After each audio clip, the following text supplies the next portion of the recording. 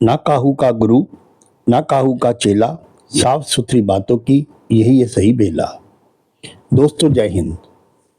सशक्त आवाज में आप सभी का स्वागत है। मैं हूं सुनील ढांडा।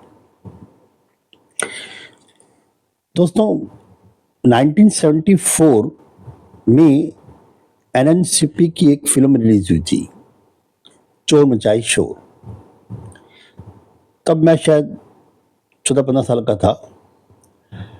तो मुझे इसका तात्पर्य समझ में नहीं आया कि क्या चोर भी शोर मचा सकता है। एक चोर जो चोरी करने के इरादे से कहीं घुसे और वो फिर शोर मचाए। चोर तो यही चाहेगा कि वो चुपचाप चोरी करे और निकलता बने। तो आपको मालूम है बच्चे जरा जिज्ञासु भी होते हैं। तो मैंने अपने पापा से पूछा बात के लिए, भाई ये टाइटल मेरे समझ में नहीं आया, चोर मचाई शोर, क्या चोरी शोर मचा सकता है? तो मेरे फादर ने एक बहुत अच्छा एग्जाम्पल देकर समझाया कि हाँ बेटा, कभी कभी चोर भी शोर मचाता है जब उसको शोर मचाने में अपना फायदा दिखता है।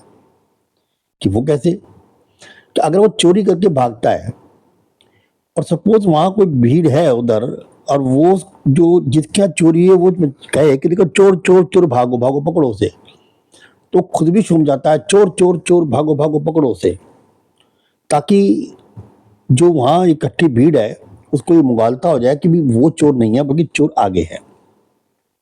अब जब काफी आगे निकल जाती भीड़ तो पीछे चुपचाप वो गायब हो जाए, तो उसको शो मचाने में फायदा भी होता है। ठीक आजकल वैसा ही हमारे वेस्ट बंगाल में भी हो रहा है।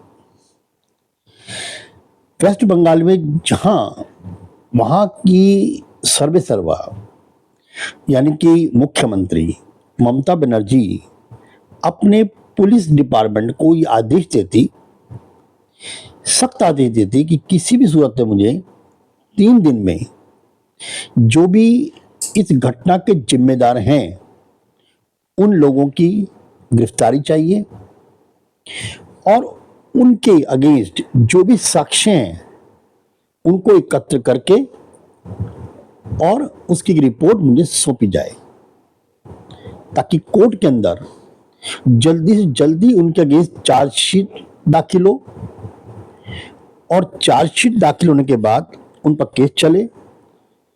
और जो पब्लिक की डिमांड भी है कि उनको फांसी की सजा दी जाए तो उनको फांसी की सजा दी जा सके। लेकिन ठीक इसके उल्टा वो खुद ही लोगों को इकट्ठा करके सड़क पर उतर गई, पद यात्रा पर उतर गई। फांसी दो उन कल्प्रिट को, फांसी दो। अरे आपका काम है आप अपने डिपार्टमेंट को संभालें, पुलिस डिपार्टमेंट को संभालें और जितनी मशीनरी है उसका इस्तेमाल करके उन कल्प्रिट को, उन अपराधियों को पकड़ा जाए।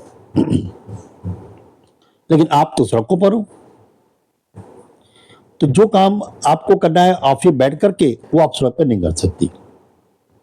जहां तक आपको अगर ये डर है कि शायद इससे आपके कुर्सी पर कोई आंच आए, तो ममता जी मैं आपको जो है ये आश्वासन देता हूं कि आप बिल्कुल निश्चिंत हो जाएं, आपकी कुर्सी पर कोई आंच नहीं आने वाली। क्योंकि दिल्ली में कोई ऐसी सरकार नहीं है इस वक्त केंद्र में कि जो आपकी कुर्सी ला सके। अगर हिलानी होती तो इतने आपके केस हो चुके, इतने आए संदेश खाली में केस हो चुका, वही महिलाओं के साथ बहुत बुरे अत्याचार हुए हैं, या जब इलेक्शन होते थे तो बहुत लोग मारे गए, तो आपको तभी उखाड़ फेंकते हो। लेकिन ये ऐसा नहीं हो, ना ही आप होगा। आप अकेले शेर नहीं हो, चिंता मत करो, आपकी दहाड़ से लोग पीछे हट जाते हैं, नहीं इस शेरनी को हाथ नहीं लगाना। तो आप जो है इससे बिल्कुल भयमुक्त हो जाइए कि आपकी सरकार को कोई आंच आने वाली है, कोई आंच नहीं आनी है। बेटर ये कि आप सड़कों पे जाने के आप अपने डिपार्टमेंट में जाएं, पुलिस को सख्त आदेश दें कि किसी भी तरीके से पहले तो उन लोगों को पकड़ा जाए जिन लोगों ने साक्ष्य मिटाने की कोशिश की, वहां चाहे उसकी तादाद कितनी भी क्यों ना हो, उनको पकड़िए और उनके लिए सजा पहले ही मुकर्रर होनी चाहिए। क्योंकि जहां फांसी सजा होती है तो वहां पर लंबा प्रोसेस चलता है। लेकिन ये प्रोसेस साथ चल रही है ताकि जिन लोगों ने उन साक्ष्यों को मिटाने के लिए वहां तोड़-फोड़ की है वहां पर उस हॉस्पिटल में जाकर के पहले उनको पकड़िए और उनके लिए फौरन केस चलिए वो फास्ट ट्रैक के अंदर और उनको सजा फौरन मुकर्रर कराइए। सीसीटीवी कैमरे कई जगह मिलेंगे आपको, कई आपको जो है वो आई विटनेस मिलेंगे वहां पर, बहुत से सबूत मिलेंगे उनके लिए। मत परवाह करिए कि वो किस एज के हैं, वो मत परवाह करिए वो किस धर्म से हैं। आपको सिर्फ ये देखना है कि वो जो भी पर्सन अपराधी हैं उनको सजा मिले। और मैं उम्मीद करता हूं कि शायद अब ऐसा ही होगा। बाकी मैंने आपको निश्चिंतता दे दी है कि आप निश्चिंत हो जाएं, आपकी कुर्सियों को खतरा नहीं है। 356 का इस्तेमाल तो कांग्रेस होती तो शायद हो जाता, क्योंकि एक वहां भी एक शेरनी थी इंदिरा गांधी, उन्होंने अपने कार्यकाल में कितनी बार मुझे से काउंटिंग में 30-40 बार तो हो सकता है कि मैंने अपने लाइफ में देखे होंगे कि उन्होंने जो है इसका यूज किया 356 का। क्या मोदी सरकार यूज कर सकती है? जैसे कर्नाटक में कर लिया मुखी खाली, वहां जोड़ ले भैया, अब नहीं भाई। अरे लगाने पहले सोचो सी लगा का रहे हो, उसके पीछे का आपका वो क्या है, मोटिव क्या उसका। जहां लगाना है वहां चुप बैठे हुए हैं। हाँ, जहां अपनी सरकार बन सकती है वहां कोशिश कर लो, क्या पता लगता बन जाए, उत्तराखंड में बन जाए, कर्नाटक में बन जाए, बंगाल में तो दिखता नहीं उनको। मणिपुर में अपनी सरकार है तो वहां कुछ भी होता रहे, हमें कोई मतलब नहीं है। ऐसे ना सरकारें चलती है, ना ही आगे आने वाली सरकारों को कुछ मिलता है। अब पब्लिक सचेत है, अब पब्लिक सोच समझ के वोट देती है। अब बीफ को बनाना छोड़ दो, जहां जरूरत है वहां पर कदम उठाना आपका कर्तव्य है। बड़ा ढूंढ अरे टाइजन देखो पास गई, धमकी दे दी बांग्लादेश को, यूसुफ को धमकी दे दी, फोन कर दिया, फोन आ गया, कट गया, बिजली कट दी, फुल कर दी। क्यों भाई?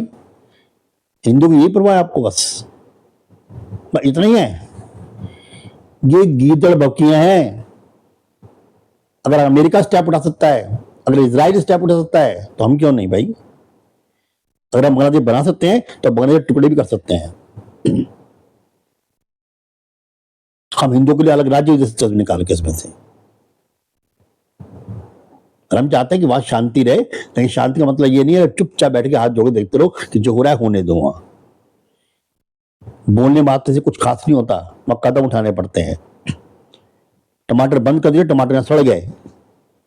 उससे पहले एक बनाते ना, एक पूरा विस्तार से प्लान बनाते ना कि हम टमाटर बंद करेंगे वहां पर, तो इस टमाटर खपत हिंदुस्तान में होनी चाहिए, बड़ा उधर मुंह करने के बॉर्डर बनाने के पहले भेज देते और शहरों में, ताकि वहां प्याज टमाटर सस्ते होते हैं, उनके साथ उतना जोखिम नहीं उठाना पड़ता।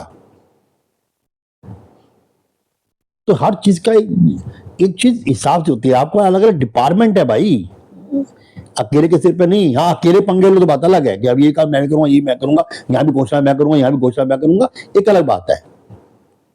वो तो हर कोई सरपंच बनने की कोशिश करता है, लेकिन आपका डिपार्टमेंट्स है। इसलिए ये देश है, किसी की जागीर नहीं है। यहाँ हर कोई आएगा जाएगा, लेकिन नाम उसी का तो काम करता है। आपने बहुत काम किए हैं, मैं मानता हूं इस बात के लिए, बहुत काम किए हैं, लेकिन कई कामयाब चुके भी हैं। और वही चुक आदमी हमेशा देखिए, बच्चे को हंसाने में उसके माँ बाप खुश रहते हैं। कोई ये नहीं कहेगा अरे हाँ हाँ ठीक है बहुत अच्छा बंदा है, और बच्चा खेलता है। और आपकी गोद में आता हो बच्चा अगर रोता है तो हमारे कान खड़े हो जाते हैं कि बच्चा रोया क्यों, भले भूख के लिए रोया हो, तो आएगी जरूर, अल्लाह मेरा बच्चा दे दो शायद, क्यों भाई क्या हुआ था, मारा था किसी ने, ये वो वहां पूछते हैं। खासतौर बच्चे को कोई नहीं पूछता, रोते बच्चे को पूछा जाता है कि क्या हुआ। बातें जरूर मेरी थोड़ी कड़वी लगी होंगी सबको, और खासतौर मैं भी समर्थक हूँ, मैं ये नहीं कहता हूँ नहीं हूँ, लेकिन जहाँ गलतियां हैं, जहाँ मुझे गलत लगता है मैं बोलता भी हूँ। इसलिए मैंने कैसे डाली थी कि जब मैं बोलता हूँ तो बोलते हो कि बोलता है। चलिए आज के लिए इतना ही, फिर नए सब्जेक्ट के साथ मिलेंगे। जय हिंद।